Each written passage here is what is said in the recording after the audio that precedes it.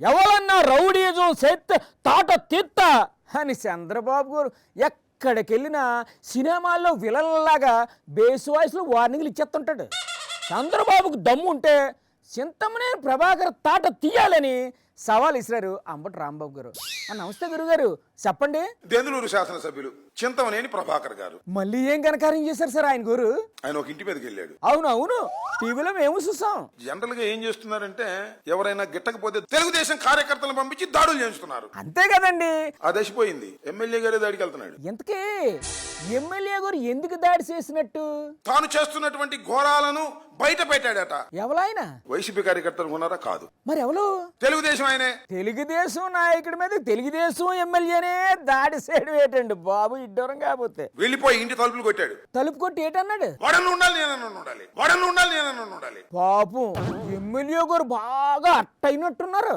Case ఎవరి మీద పెట్టాలి చెప్పండి, నాకు తెలియకడుగుతా. ఎటు ఎవరి మీద పెట్టాలో మీకు తెలీదా? ఆ ఈడుపు గంటి శ్రీనివాస్ గారి ఇంటి మీదకి వెళ్ళినటువంటి ప్రభాకర్ మీద కేసు పెట్టాలా, లేకపోతే ఈడుపు గంటి శ్రీనివాస్ గారి మీద పెట్టాలా? Common sense. ఇంకెవరి మీద పెడతారండి?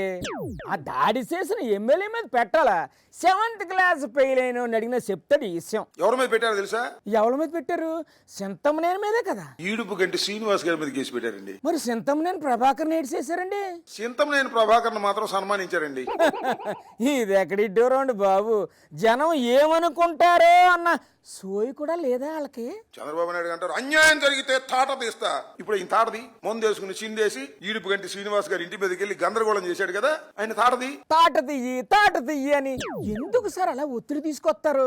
అంటే మీరు అడిగిన వెంటనే తాట తీసేయాలా? నాకు ఒక ఆశ్చర్యం వేసింది. ఎందుకు ఆశ్చర్యం వేసినట్టు? ఒక ఎమ్మెల్యే గారంట మన నియోజకవర్గంలో చికెన్ 140 రూపాయలకు అమ్ముతున్నారు కదా, ఇవాళ నుంచి 150 అన్నా అంట. అందరూ 150 అమ్మారు. ఆ 10 రూపాయలు ఎవరికి? ఆ 10 ఆయనకి వెళ్ళాలంట. ఏంటి ఎంత ఘోరమా?